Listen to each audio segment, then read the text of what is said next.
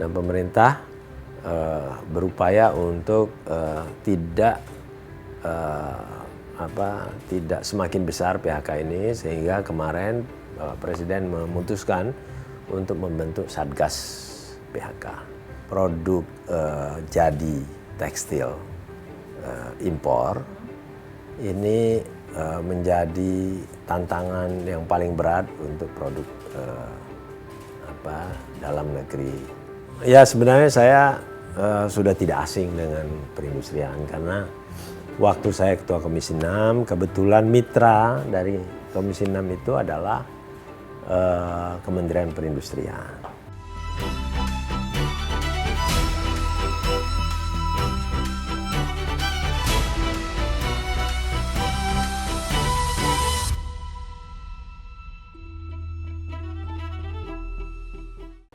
Sahabat Liputan6.com, peran sektor industri sangat penting sekali untuk mendorong dan juga membantu pertumbuhan ekonomi nasional di Indonesia.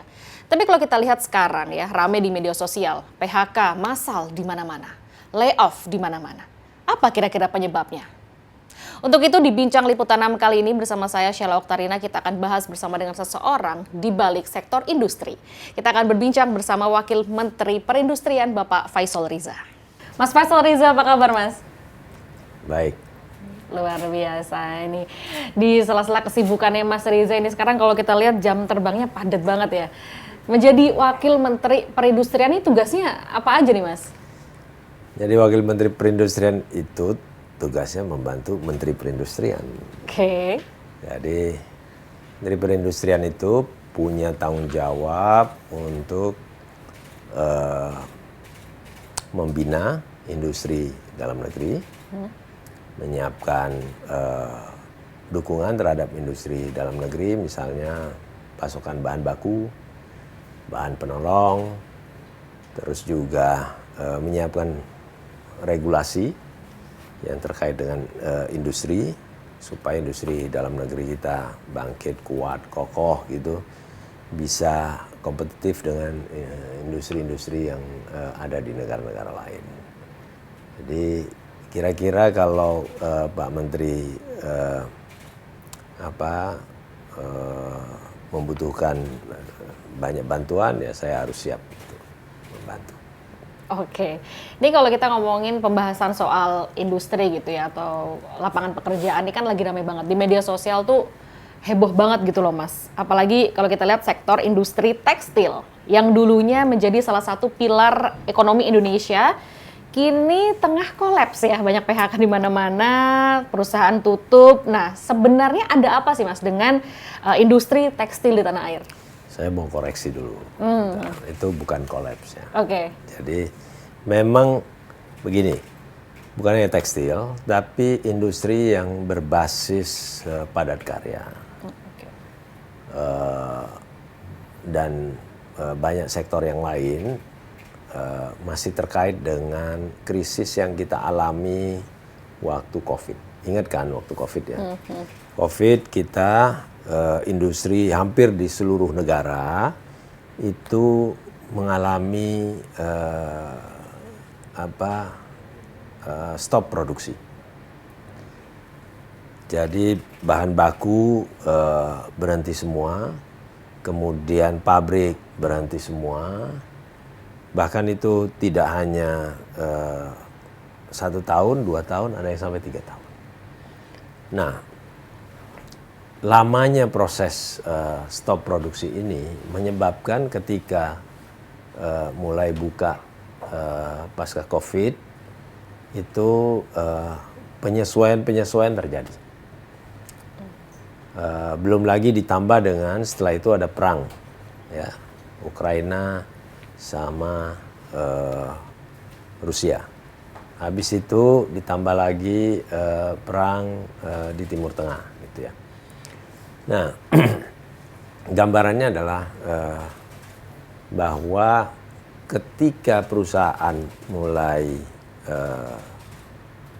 berproduksi pasca COVID, rebutan bahan baku. Tidak semua bisa memenuhi kebutuhan yang diminta oleh industri. Nah, Yang kedua, pasar turun. Ya, daya serap pasar secara global turun. Sehingga produksi yang dibuat menyebabkan over dan pasar tidak mampu menyerap. Ada kelambatan-kelambatan, ada proses yang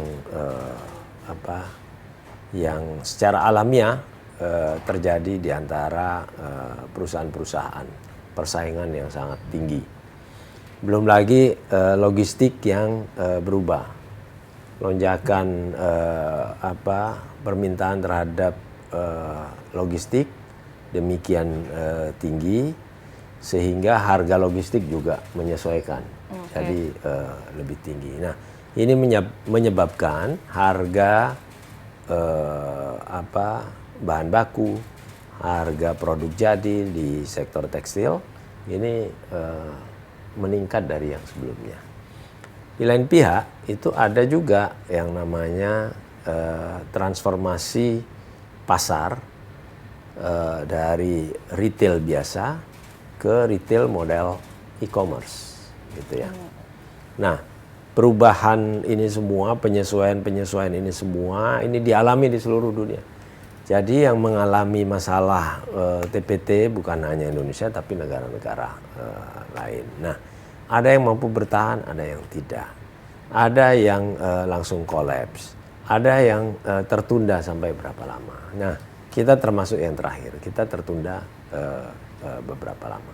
Memang ada beberapa masalah sektoral yang kita tidak bisa pungkiri, bahwa kecepatan industri TPT untuk menyesuaikan terhadap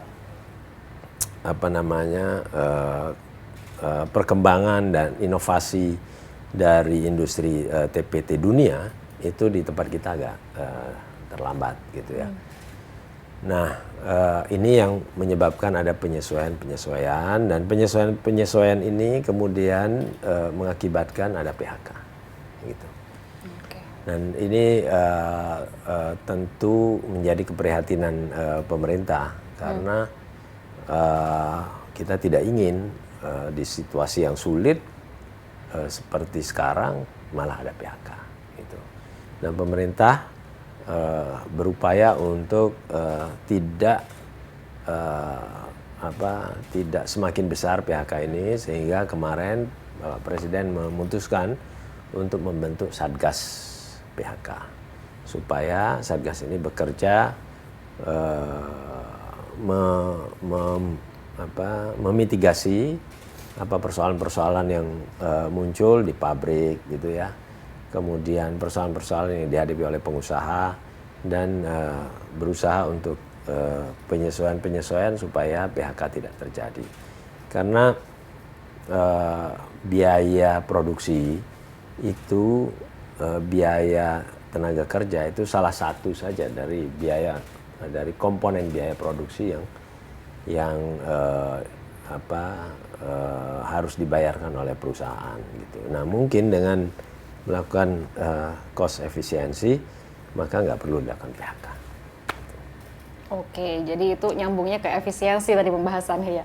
Tapi kalau dari Kementerian Perindustrian sendiri sudah melakukan apa saja, Mas, untuk mencegah tentunya hal ini biar nggak meluas, gitu? Ya, itu pertama yang harus dilakukan dan kita sudah lakukan itu adalah melakukan komunikasi dan dialog dengan para pelaku usaha.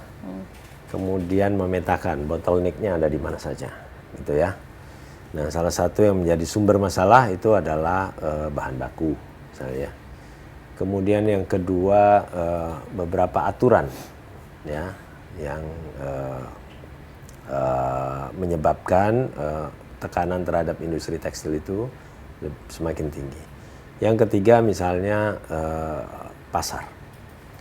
Nah, pasar atau demand ini sebenarnya merupakan kunci dari penyelesaian masalah yang ada di hulu, gitu ya.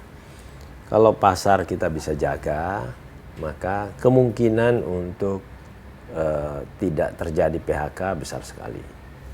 Nah, pasar kita itu beberapa tahun terakhir itu terlalu banyak banjir produk impor, produk jadi ya. Okay. Jadi pakaian-pakaian jadi impor itu banyak sekali membanjiri pasar kita, pasar dalam negeri kita, dari Sabang sampai Merauke gitu.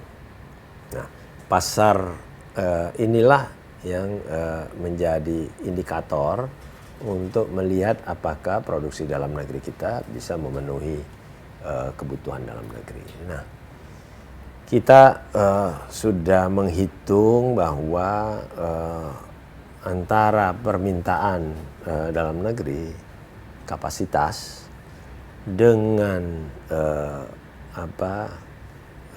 produk yang beredar, ini jumlahnya terlalu jauh. Produk yang beredar ini jumlahnya berkali lipat daripada kebutuhan demand dalam negeri. Nah, kita mensinyalir produk impor lebih banyak memenuhi kebutuhan lebih banyak beredar di pasar dalam negeri kita. Nah, inilah yang menjadi pertanyaan kita semua. Kenapa produk impor begitu gampang, produk jadi ya, begitu gampang masuk ke pasar dalam negeri, harganya lebih tinggi, lebih murah daripada produk dalam negeri, dan bahkan kualitasnya beberapa bisa di atas produk dalam negeri. Nah, ini tentu wajar kalau misalnya asosiasi mengatakan pemerintah sebenarnya serius tidak untuk menjaga borderline kita supaya produk impor baik ilegal, black market, atau produk yang barangkali dimanipulasi supaya bisa masuk ke pasar dalam negeri dalam manipulasi dokumen gitu ya, dan seterusnya itu bisa masuk dengan mudah. Ini serius nggak menjaga ini? Itu pertanyaan yang wajar saja dari para pelaku usaha. Nah, kita berkoordinasi dengan dengan kementerian terkait. Misalnya salah satunya waktu itu memutuskan untuk melakukan revisi terhadap Permendak nomor 8. Ya, kami hari ini melakukan menjadi bagian dari proses revisi Permendak nomor 8 itu. Sekarang lagi harmonisasi. Jadi ada kira-kira 8 kelompok produk yang kemarin dimudahkan atau mempermudah proses impor barang jadinya, misalnya pakaian jadi, kemudian alas kaki, elektronik, kosmetik, tas gitu ya, dan lain sebagainya. Itu kita minta revisi dan proses revisi sedang berjalan. Nah, itu dalam hal aturan gitu kan. Nah, pasar tadi kita minta untuk semua berkomitmen menjaga produk industri dalam negeri kita, termasuk dengan mengkampanyekan peningkatan penggunaan produk dalam negeri. Oke, produk lokal Indonesia ya. Berarti sudah ada obrolan ya Mas ya, dengan lintas sektoral misalnya dengan Kementerian Perdagangan tadi begitu ya. Tekstil impor yang ini sebenarnya disebut-sebut sebagai salah satu penyebab jatuhnya produk lokal, benar nggak? Ya, salah satu. Tentu kita harus akui bahwa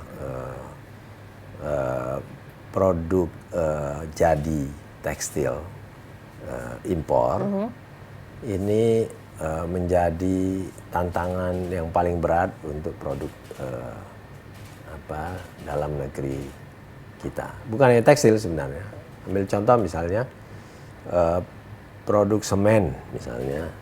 Ya, produk semen dari satu negara, sebutlah misalnya Tiongkok gitu, harganya jauh lebih murah daripada harga produk semen dalam negeri kita, itu menjadi tantangan tersendiri. Nah, di sini peran pemerintah untuk bisa menjadi pengendali pasar sangat-sangat diperlukan.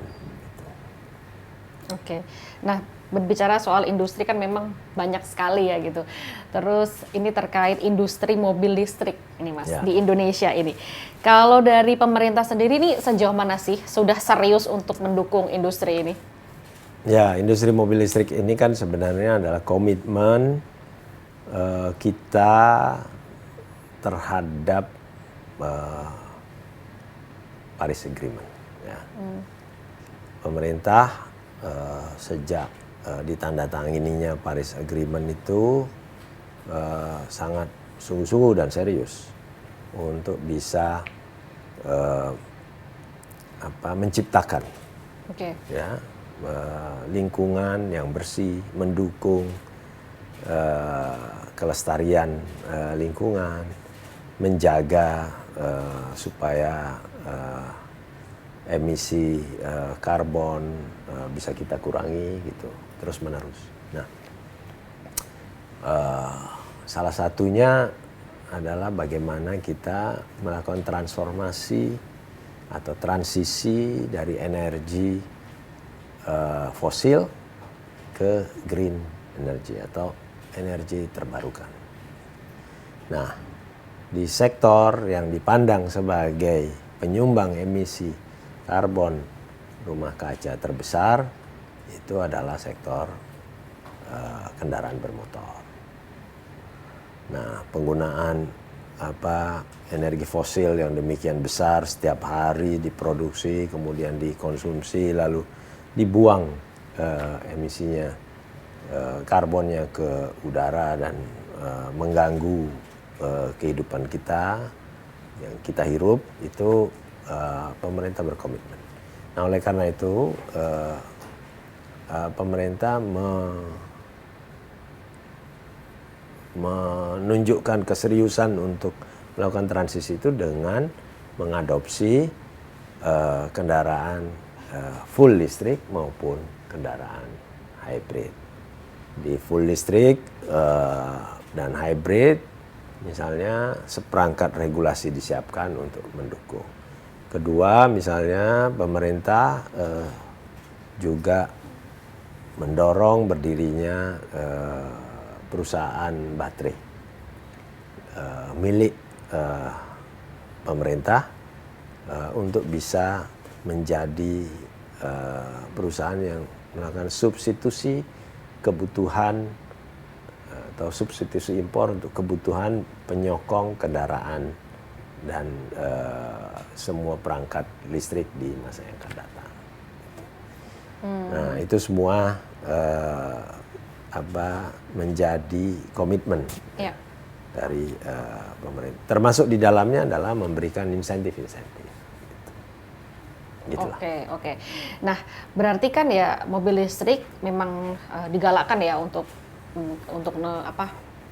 pelestarian juga untuk Indonesia ini biar nggak semakin banyak polusi. Tapi ada juga yang hybrid. Nah, dengan adanya hybrid kan berarti kita bisa listrik, bisa bahan bakar dong, Mas. Itu nggak mengurangi minat masyarakat, better lebih milih hybrid deh gitu. Karena kayak butuh waktu yang lama nggak sih untuk mengubah pelan-pelan ke listrik semua? Ya, sebenarnya semua masalah komitmen dan permintaan pasar ya. Jadi hybrid kita dukung, juga diberikan insentif. Kalau misalnya tadi kendaraan full listrik diberikan insentif yang TKDN-nya 40% ke atas, misalnya PPN, DTP maupun biaya masuk itu di korting banyak gitu ya, bahkan 0%. Lalu yang hybrid misalnya 3% gitu ya. Baik kendaraan listriknya, roda 4, bis maupun kendaraan roda 2, roda 3 itu semua pemerintah dukung. Nah, yang perlu kita ketahui juga bahwa ternyata minat pelaku usaha, minat pasar itu yang menjadi menjadi guidance buat industri. Ya. Hari ini ada sekitar 9 perusahaan yang memproduksi kendaraan roda 4 gitu ya. Ada 6 perusahaan memproduksi bis gitu ya. Ada 60-an perusahaan memproduksi kendaraan roda 2, roda 3 gitu. Ini semua ternyata menjadi sektor yang justru hari ini boleh dibilang paling berkembang. Karena mungkin permintaan pasarnya ke arah sana. Ya. Minat masyarakatnya ke arah misalnya full listrik. Tapi bukan berarti ya, yang hybrid maupun ICE itu tetap di nomor 2 kan enggak. Tetap diberikan dukungan oleh pemerintah. Bahkan yang ICE ini terus kita dorong supaya bisa menjadi menjadi atau mengabsorb banyak industri kecil menengah yang memproduksi spare part atau komponen bisa diterima atau menjadi rantai pasok dari kendaraan ICE. Nah ini semua menjadi tugas dari Kementerian Perindustrian untuk dilakukan pembinaan sambil terus-menerus melihat permintaan pasar seperti apa. Gitu.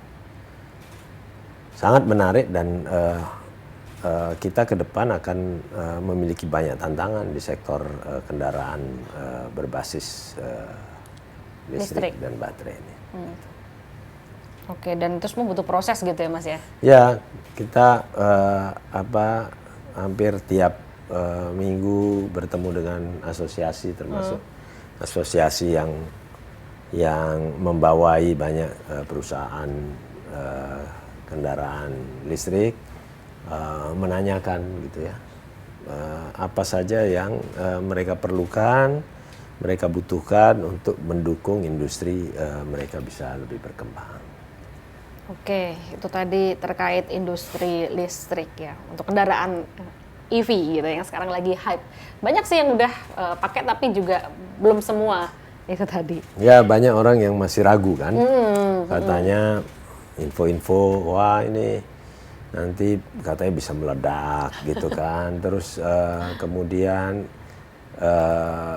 garansinya tidak seperti yang dijanjikan, lalu baterainya gampang boros gitu. Ya ini semua memerlukan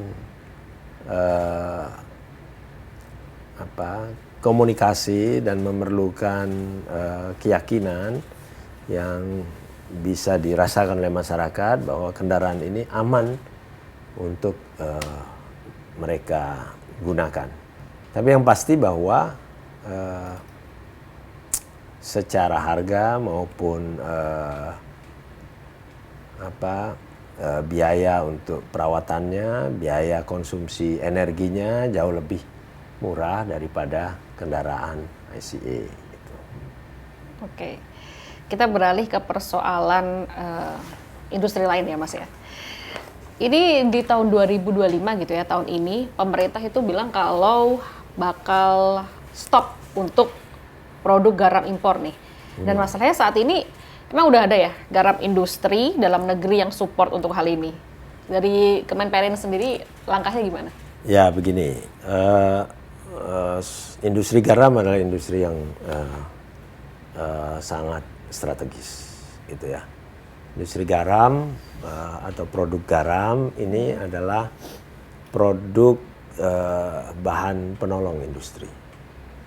Dan selama ini kita mengimpor hampir kurang lebih 5 juta ton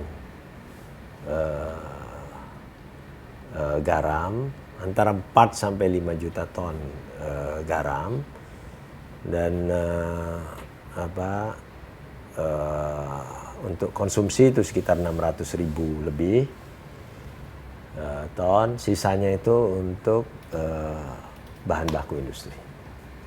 Nah, bahan baku industri ini macam-macam karena memiliki spesifikasi tertentu. Ada yang membutuhkan misalnya NaCl-nya 96%, ada yang 97%, ada yang 99 sampai 100%. Lalu magnesiumnya gitu ya, membutuhkan 0,05, membutuhkan 0,01 dan seterusnya. Sangat spesifik gitu. Nah, kita termasuk negara yang mengimpor kebutuhan garam tinggi untuk industri. Dan selalu jadi pertanyaan ke kita, kita kan punya laut yang luas, produksi garam kita mestinya bisa lebih tinggi daripada produk. Ada lahan garam kita itu 27.000 hektar, hanya 27.000 hektar. Dibandingkan garis pantai kita yang sangat panjang itu sangat-sangat kecil. Nah, dari 27.000 hektar lebih itu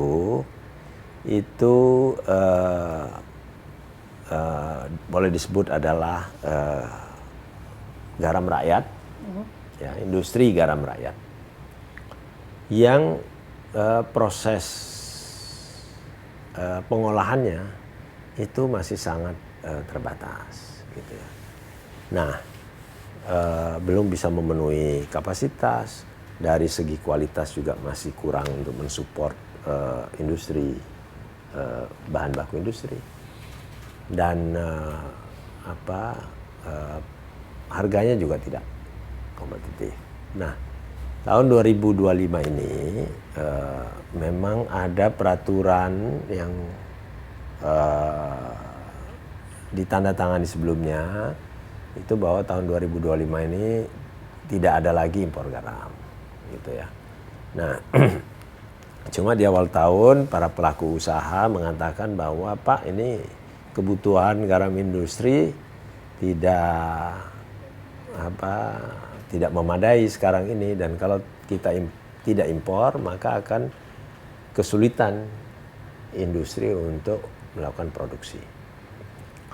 Nah, setelah kita berkoordinasi dengan banyak kementerian termasuk Kementerian KKP, disepakati untuk dilakukan perubahan terhadap peraturan ini yang meminta ruang supaya industri pengguna garam industri itu bisa melakukan impor kembali garam industri. Ini kebutuhan yang sangat pragmatis karena industri pergaraman kita belum bisa memenuhi kebutuhan yang ada. Nah, kita menunggu juga dan sekaligus mendorong supaya industri pergaraman nasional kita ini semakin masif dan semakin tumbuh untuk bisa memenuhi kebutuhan garam bahan baku industri. Berarti itu menjadi PR dong, dengan tadi lahannya aja cuma segitu padahal lautnya sangat luas. Itu jadi PR kan Mas? PR yang besar sekali, tapi ini tidak mudah. Jadi saya menggambarkan kompleksitasnya begini. Untuk garam kebutuhan katakan industri mamin, makanan minuman, itu memang cocok sekali garam laut gitu. Tetapi proses produksi garam laut itu sangat panjang karena perlu pengendapan gitu ya. Terus penyinaran sinar matahari ya untuk beberapa lama. Lalu proses pengolahan sampai panen itu dilakukan oleh masyarakat. Biasanya karena ini tidak ekonomis, itu dilakukan secara mandiri dengan tenaga kerja yang sangat terbatas. Dan masyarakat atau petani garam ini rata-rata adalah kelasnya itu industri rakyat, sehingga mereka panen itu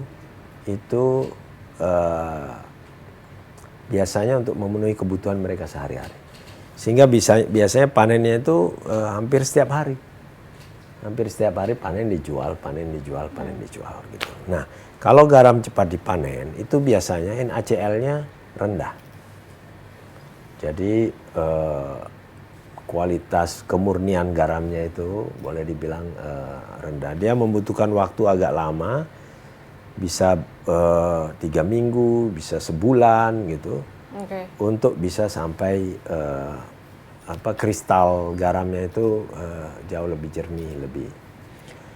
Kalau kita bandingkan dengan misalnya produsen garam di negara-negara lain, katakan Australia, Belanda, kemudian Eropa yang lainnya, rata-rata itu garamnya itu bukan garam laut. Kalau Australia garam laut, tapi kalau Eropa itu garamnya itu garam yang sudah menjadi bukit. Jadi makanya ada istilah rock salt. Nah, rock salt itu seperti nambang. Jadi tinggal bawa bego istilahnya kan, terus keruk, diangkut, dimasuk ke truk, dikirim untuk dijual. Gitu. Nah, bayangkan saja petani yang hanya satu keluarga, 2 keluarga menghadapi industri seperti rock salt industry begitu, yang tinggal keruk, masukin ke mobil, lalu dijual. Usia dari garam itu bahkan ada yang sudah ratusan atau ribuan tahun, sehingga tingkat kemurniannya itu sudah jauh. Itu kan proses alamiah dunia ya. Proses alami dunia yang menciptakan bahwa garam. Di Polandia, garam itu diambilnya di bawah tanah. 100 meter, 200 meter di bawah tanah. Jadi ditambang seperti kita kalau di sini nambang emas atau nambang yang lain gitu ya. Diambil. Dan ini sama. Nah, tingkat kualitasnya karena sudah jadi garam ribuan tahun ya pasti berbeda dengan proses yang kita. Ini kompleksitas industri garam kita seperti itu. Tapi bukan tidak bisa ya. Kita memerlukan effort yang lebih, dan untuk kepentingan industri nasional, kepentingan kedaulatan itu harus dilakukan. Oke. Jadi bisa dibilang kalau itu tuh udah ada bagiannya masing-masing tadi ya, sesuai kebutuhannya juga gitu. Karena ya untuk NaCl kan untuk kesehatan, jadi kan nggak bisa sembarangan juga gitu anyway. Oke. Kalau kita flashback gitu ya, Mas dulu kan sebagai Ketua Komisi 6 DPR RI ini gitu. Nah terus tiba-tiba diminta menjadi Wamenperin. Apa sih kira-kira kalau boleh tahu nih alasan Pak Prabowo memilih Mas Riza gitu? Ya sebenarnya saya sudah tidak asing dengan perindustrian, karena waktu saya Ketua Komisi 6, kebetulan mitra dari Komisi 6 itu adalah Kementerian Perindustrian. Yang kedua, mitra Komisi 6 itu adalah Kementerian BUMN dan BUMN secara keseluruhan. Sehingga proses industrialisasi, proses memahami bagaimana sebuah perusahaan dengan kapasitas tertentu harus berkembang, bagaimana sebuah perusahaan melakukan efisiensi, bagaimana mengembalikan misalnya core bisnis industri tertentu agar tidak terganggu bisnis secara keseluruhan gitu. Sebagaimana proses logistik, komoditas antar negara, itu semua sudah terinternalisasi selama ini. Jadi waktu Pak Presiden meminta untuk membantu pembinaan industri di dalam negeri kita, saya menyatakan bahwa kalau di diizinkan, tentu akan dengan sekuat tenaga membantu Presiden. Oke, jadi pas semenjak jadi Ketua Komisi 6 DPR RI pun kerjaannya juga udah di sektor itu ya, perindustrian ya gitu. Betul. Bahkan saya ikut membantu misalnya mendorong industri baterai yang kita miliki, konsorsium BUMN mendirikan industri baterai, saya pernah membantu. Kemudian juga membantu misalnya di penanganan kasus Garuda misalnya, waktu PKPU dan krisis setelah COVID. Kemudian membantu industri farmasi dan industri kesehatan waktu penanganan COVID, bahkan mendorong konsolidasi perusahaan rumah sakit di BUMN menjadi satu induk perusahaan seperti IHC. Lalu juga di lain pihak saya membantu untuk penanganan permasalahan industri di sektor keuangan ketika mereka menghadapi COVID. Mereka harus meminta relaksasi pembayaran kredit ke perbankan, terutama industri kecil dan menengah. Gitu. Jadi cukup familiar semuanya. Sudah berkecimpung di dunia perindustrian begitu ya, sejak lama bisa dibilang seperti itu, dan berperan juga di situ. Ini kalau kita lihat gitu ya, dulu Mas Riza ini kan seorang aktivis, ya. Terus juga bisa dibilang pernah diculik gitu waktu masa Orde Baru. Tapi sekarang Mas Riza tetap terjun di dunia politik dan bergabung di PKB begitu ya. Bagaimana perasaannya, Mas? Ya, begini.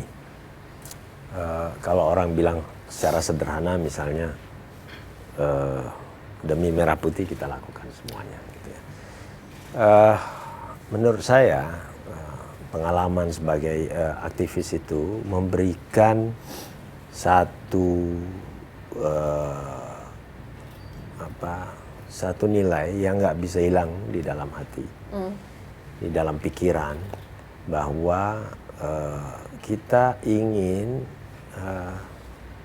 pemerintah selalu berpihak kepada kepentingan masyarakat banyak, berpihak pada kepentingan nasional kita, berpihak kepada ya kalau dalam hal ini misalnya industri nasional kita. Jadi nilai itu tidak mudah hilang, karena menjadi aktivis kan adalah mendekatkan diri kepada mereka dan kelompok yang selama ini boleh dibilang menjadi korban atau menjadi objek dari berbagai macam kebijakan yang dirasakan merugikan. Gitu. Nah, pembelaan kita kepada kelompok masyarakat itu membuat kita tidak pernah bisa nyaman kalau ada kebijakan-kebijakan, peraturan-peraturan yang dihasilkan baik oleh pemerintah maupun oleh DPR, tetapi merugikan kelompok-kelompok masyarakat ini. Itu nilai yang tidak pernah bisa kita hilangkan. Nah, dari nilai-nilai itu kita masuk, misalnya sekarang saya menjadi sebelumnya di DPR, sekarang di pemerintah gitu, itu berpikir dan ingin bahwa hambatan-hambatan yang menyebabkan kesejahteraan rakyat itu tidak bisa diwujudkan dengan cepat, itu kita coba atasi. Begitupun misalnya peraturan-peraturan yang dianggap tidak memihak atau kurang berpihak kepada kepentingan masyarakat, kita berusaha untuk evaluasi, untuk diganti, untuk diubah supaya bisa punya kepentingan. Nah, makanya kebijakan atau program pemerintah, program Pak Presiden dengan MBG misalnya, itu kita sambut baik dan kita kerjakan sungguh-sungguh karena pertama dia program itu langsung diserap dan langsung menyentuh ke masyarakat bawah, menyentuh kepada kebutuhan dasar. Kemudian yang kedua, menggerakkan perekonomian bawah. Gitu. Nah, buat saya sebagai aktivis yang dari dulu bermimpi bahwa ekonomi di masyarakat bawah ini semakin tumbuh, bergulir, menjadi pondasi bagi perekonomian nasional, itu tentu dengan sangat senang sekali mengerjakan ini dan sekuat tenaga bisa mewujudkannya. Itu salah satu dari.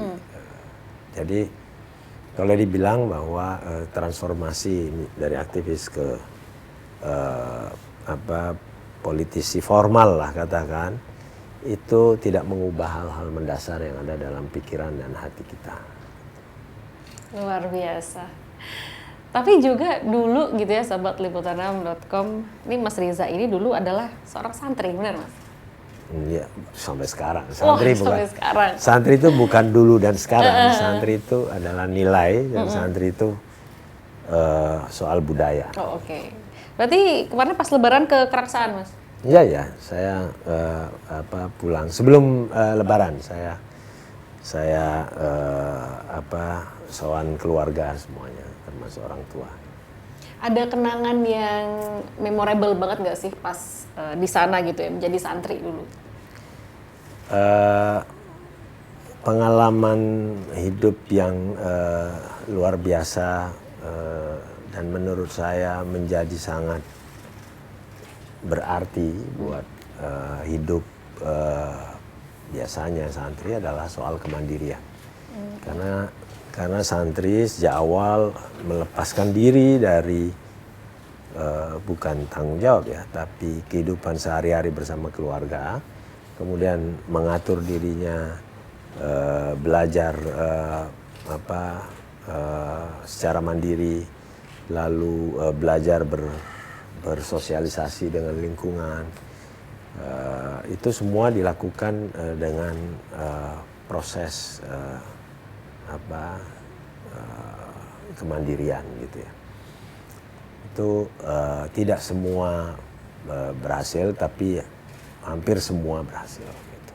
Saya menyaksikan ada banyak sekali teman saya, kemudian senior saya, adik kelas saya yang juga santri, mereka berhasil menjadi orang-orang yang mandiri dan sangat aktif di masyarakat.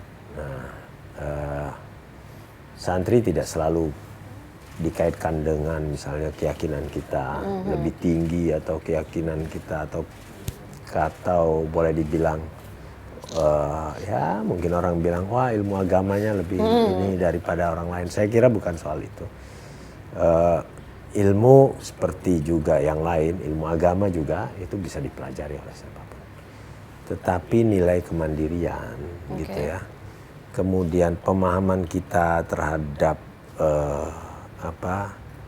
lingkungan, kemudian tata krama kita misalnya kepada orang-orang yang kita anggap terhormat karena dia mengajari kita tentang hidup, mengajari kita tentang agama, orang-orang yang kita anggap membantu kita tumbuh lebih baik, itu justru yang menurut saya adalah nilai-nilai santri yang harus kita jaga dan kita lestarikan.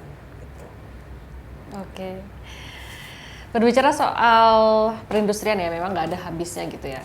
Apalagi memang sekarang generasi muda kita tuh harus mencintai produk lokal sendiri gitu ya Mas ya dong, karena itu membantu mendorong pertumbuhan ekonomi nasional. Nah mungkin ada nggak yang mau disampaikan pesan-pesan ke generasi muda nih sebagai Wakil Menteri Perindustrian, Mas? Silahkan. Ya, sebagai orang Indonesia itu, kita harus bangga dengan tentu keindonesiaan kita. Sebagai orang Indonesia, kita tahu bahwa teman, saudara, dan lingkungan hidup di sekitar kita itu adalah bagian dari kita. Sebagai orang Indonesia, kita tahu bahwa alam negeri kita sangat-sangat kaya. Nah, kita hidup dan tumbuh di negeri yang demikian kaya ini bukan untuk mengingkari apa yang ada di tempat kita. Justru kita harus memperkaya. Justru kita harus menghidupkan, memberikan nafas, dan mengembangkan apa yang sudah kita punya. Salah satunya adalah industri dalam negeri. Industri dalam negeri ini kekayaan yang sama dengan apa yang kita miliki hari ini. Jadi industri dalam negeri bukan sesuatu yang datang dari luar. Dia adalah bagian dari dalam diri kita. Produk dalam negeri yang dihasilkan oleh industri dalam negeri adalah kekayaan kita. Kalau kita menganggap bahwa industri dalam negeri kita, produk dalam negeri kita, ini sebagai produk yang tidak bisa kita cintai, kita harus bertanya, siapa sebenarnya kita? Nah, justru dengan produk dalam negeri kita jaga, kita beli, kita kembangkan, kita olah, kita angkat dia menjadi lebih tinggi, setara atau bahkan lebih tinggi dari produk-produk yang kita anggap hebat gitu ya. Produk impor, produk yang diproduksi oleh negara lain, dihasilkan melalui teknologi yang lebih tinggi dan seterusnya. Itu kita tanyakan lagi kepada diri kita. Untuk apa kita ada di negara dan untuk apa produk ini harus kita jaga. Teman-teman semua, industri dalam negeri, produk dalam negeri kita ini adalah kekayaan yang harus kita jaga, yang harus kita kembangkan. Kita beli sendiri, kita olah sendiri, supaya uang yang kita belanjakan itu ada di negeri kita sendiri. Tidak kita kirim ke Cina, tidak kita kirim ke Vietnam, tidak kita kirim ke Amerika, tidak kita kirim ke Bangladesh. Gitu. Nah, dengan menjaga produk dalam negeri kita, berarti kita menjaga kekayaan Indonesia. Berarti kita menjaga diri kita. Apakah kita akan lenyap? Dan apakah kita akan tiada lagi?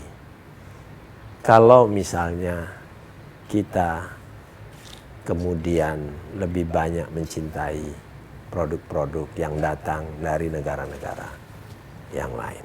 Sekali lagi, pesan saya, hidupkan, kuatkan, pakai, dan kembangkan produk dalam negeri kita. Banggalah menggunakan produk-produk dalam negeri kita. Mantap, Terima kasih. luar biasa. Jadi ayo generasi muda ya, sahabat liputan.com semua, kita harus bangga menggunakan produk dalam negeri ya. Produk lokal Indonesia juga bagus-bagus ya Mas ya. Ya, Nggak sangat kalah. bagus, sangat bagus. Jalan-jalanlah ke banyak tempat dan jalan-jalan juga kalau punya kesempatan ke negara-negara lain.